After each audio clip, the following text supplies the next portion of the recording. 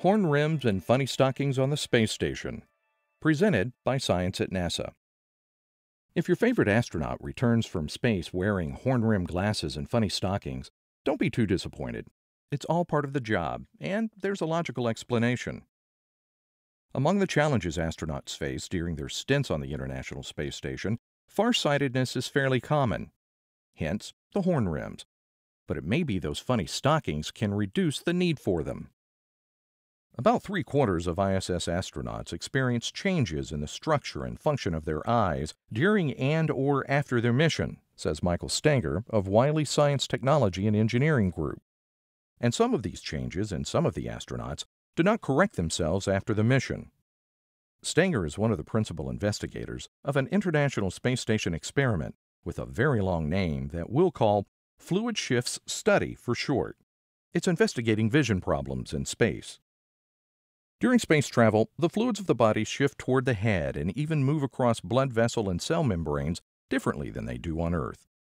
Scientists hypothesize that this headward shift of blood and other fluids causes increased pressure in the brain, pushing on the back of the eye and causing it to change shape. The retina swells and the entire eye slightly flattens, resulting in farsightedness, and maybe those glasses.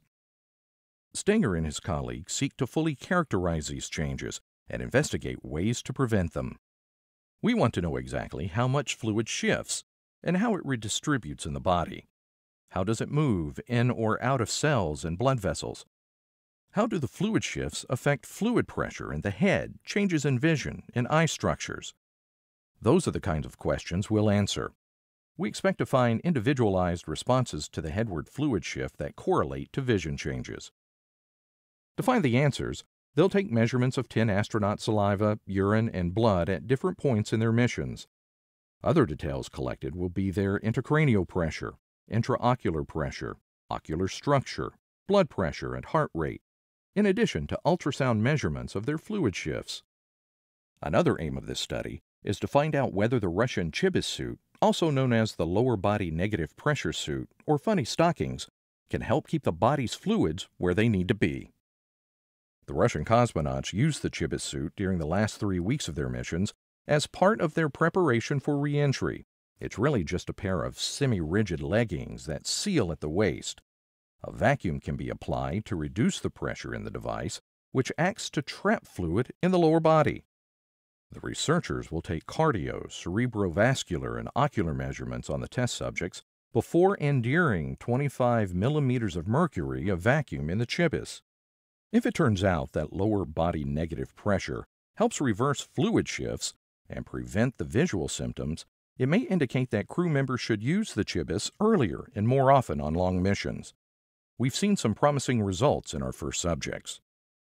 Stenger and company will also be looking at other things that might exacerbate vision problems on the space station. For example, we may find that an exercise that's good for bone or muscle is bad for elevated intracranial pressure. Space travel veterans Scott Kelly from NASA and Mikhail Kornienko from Roscosmos are the first test subjects for this study.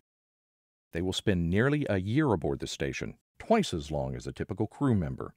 They're having measurements taken for the fluid shift study early in their flight, at its midpoint, and about 45 days before they return. Here's hoping they come back in style. No horn rims and hosiery required. For more from the International Space Station, go to www.nasa.gov/station. For news from the always fluid world of science, visit science.nasa.gov.